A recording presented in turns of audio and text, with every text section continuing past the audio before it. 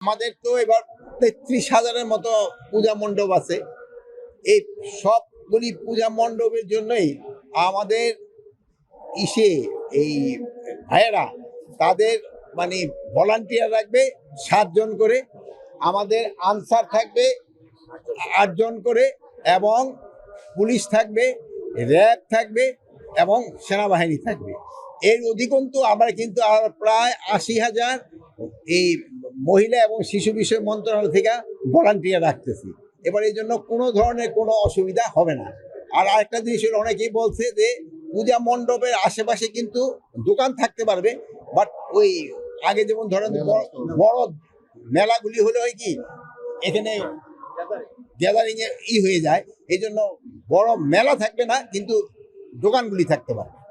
আর এই দোকানগুলি এই যারা পূজা পরিচালনা কমিটি আছে এবং আইন শৃঙ্খলা বাহিনী এবং প্রশাসন তাদের থেকে সমন্বয় করে তারা দোকানগুলি দিবে। আর এখানে যেন কোনো রকমের কোনো খারাপ কোনো কিছু না হয়, এই জন্য সব ধরনের ব্যবস্থা নেওয়া হবে।